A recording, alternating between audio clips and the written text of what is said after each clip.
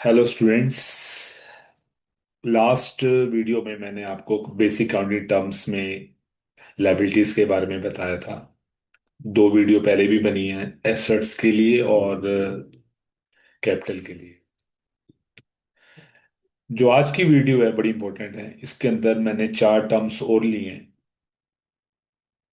तो चार टर्म में सबसे पहले है गुड्स। गुड्स क्या होते हैं? Goods are the product. Goods are the product in which the firm deal with, जिसमें फर्म डील करता है, जिसमें एक बिजनेसमैन डील करता है। ठीक है, जिस चीज का वो बिजनेस कर रहे हैं उस प्रोडक्ट को गुड्स कहा जाता है। अब सपोज एग्जांपल में मैं लूं, अगर मान लीजिए कोई मेडिसिन का बिजनेस है, तो जो मेडिसिन है वो क्या है? उस केमिस्ट शॉप के लिए जो मेडिसिन है वो गुड्स है। अगर मैं स्टेशनरी की बात करता हूं, तो स्टेशनरी वाले के लिए जो स्टेशनरी है या बुक्स है या जो पेन है, वो उसके लिए गुड्स है, क्योंकि वो बेचने के लिए खरीद रहा है। और तीसरी बात, अगर कोई फर्नीचर वाला है, फर्नीचर की शॉप है, तो फर्नीचर उसके लिए क्या है? वो उसके लिए क्या है? वो एसेट्स, गुड्स है। ठीक है। तो गुड्स क्या होते हैं? जिसमें एक फर्म डील करता है, जिसका वो काम करता है। ठीक है। तो अगर क्वेश्चन लिखा था जी परचेज गुड्स, तो इसका मतलब है कि जो गुड्स है यहाँ पे, वो फर्म जो है जिसमें डील कर रही है। ठीक है। अब मैं जैसे मैंने बताया मेडिसिन का बिजनेस है, तो मेडिसिन उसके लिए गुड्स है। लेकिन अगर वो फर्नीचर खरीदता है, तो फर्नीचर उसके लिए गुड्स नहीं है, फर्नीचर उसके लिए एसेट्स है।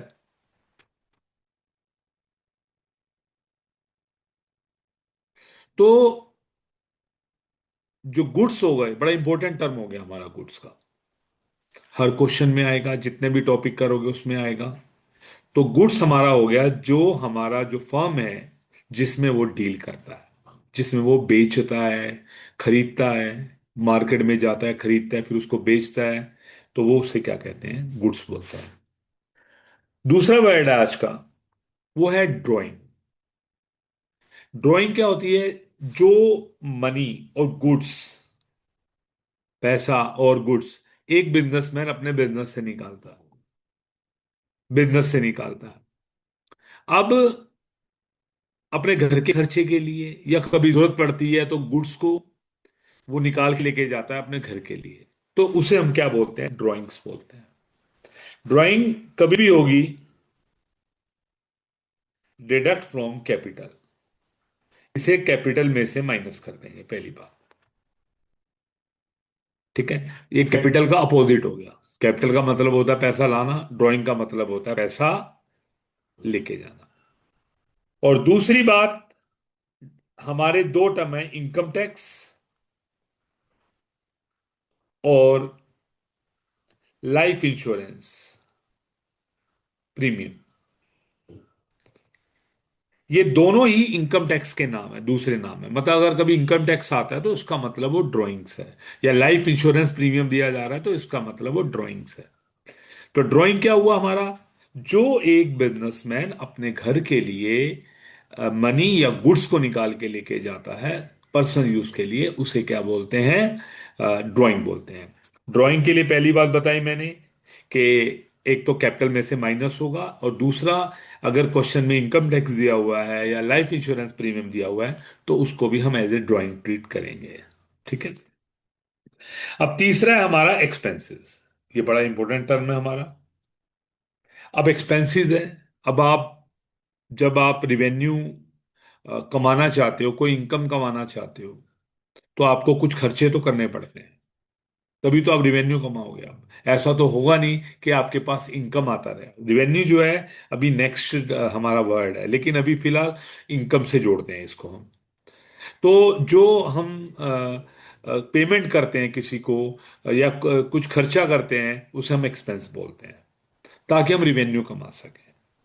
अब सपोज हम किराए पे हमारी बिल्डिंग है, तो अगर हम रेंट देते हैं तो वो हमारा एक्सपेंस हो गया। अब रेंट देंगे तभी तो हम रिवेन्यू कमाएंगे, अगर रेंट नहीं देंगे तो रिवेन्यू कहाँ से आ जाएगा हमारा।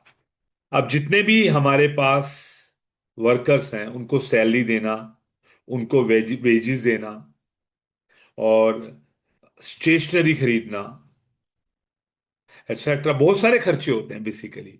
फिलहाल मैंने चार लिखे हैं यहाँ पे। तो ये हमारा,